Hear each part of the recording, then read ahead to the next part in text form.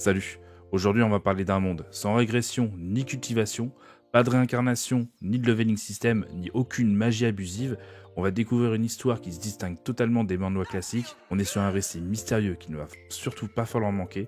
On va parler de brute épaisse, de combats épiques et de quêtes mystiques pour retrouver un dieu. Aujourd'hui je te présente Barbarian Quest.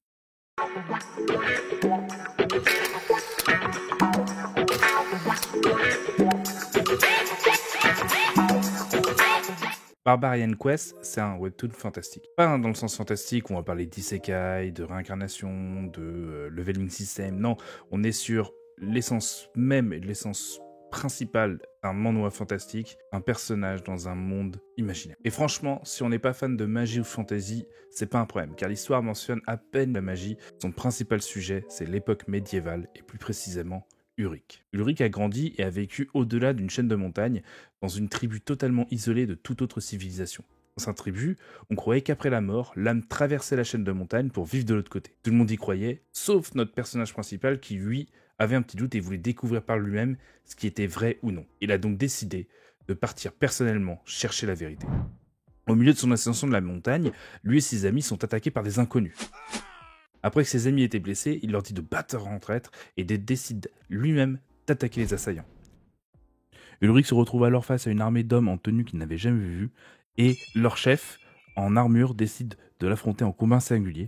Alors qu'il devait avoir l'avantage avec son armure, déstabilisé par les techniques de combat singulières de Ulric, il se retrouve déstabilisé. Il réussit après un combat épique à assommer leur chef, mais est dépassé par le nombre de soldats. Il est alors capturé et enchaîné, et se retrouve traîné dans la boue par ses ennemis. À son réveil, il se retrouve emprisonné dans un camp au-delà de montagne. Après des difficultés, il se libère et rentre dans une rage folle et massacre chaque personne dans le camp. C'est alors là qu'il réalise qu'il n'y a pas d'âme au-delà de montagne, mais plutôt un monde entier rempli d'autres peuples et de civilisations. L'histoire va donc suivre Ulric dans son voyage pour répondre aux questions qu'il se pose sur ce nouveau monde. Et honnêtement, c'est un véritable vent de fraîcheur dans le monde des manhwas.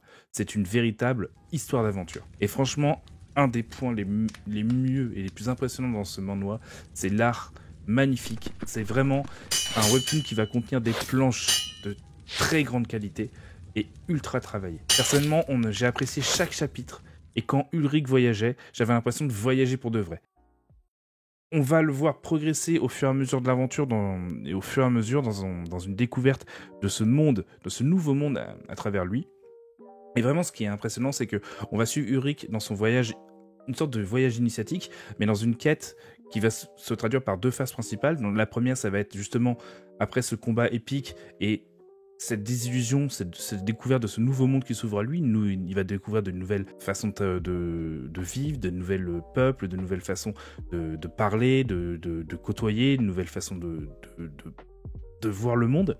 Mais surtout, là où ça va être impressionnant, c'est que on va être aussi sur une partie mystique, car là, en fait, on va suivre Ulric dans son voyage initiatique pour découvrir, en fait, un nouveau dieu, une nouvelle quête spirituelle, puisqu'en fait, en traversant cette chaîne de montagne, il a en quelque sorte tué son dieu.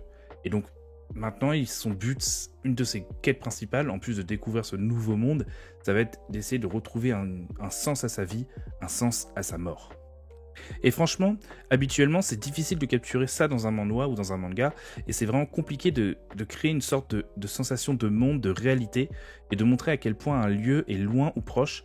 Mais je pense que vraiment, ce webtoon, ce manhwa, fait un excellent travail dans ce domaine. Déjà par un détail et par un approfondissement, un détail des personnages, du monde et de la quête, mais aussi par le fait qu'on va s'attacher rapidement à Ulric, mais aussi aux personnes qu'il va côtoyer, et on va vraiment évoluer avec lui dans ce nouveau monde et voir ce nouveau monde à travers ses yeux.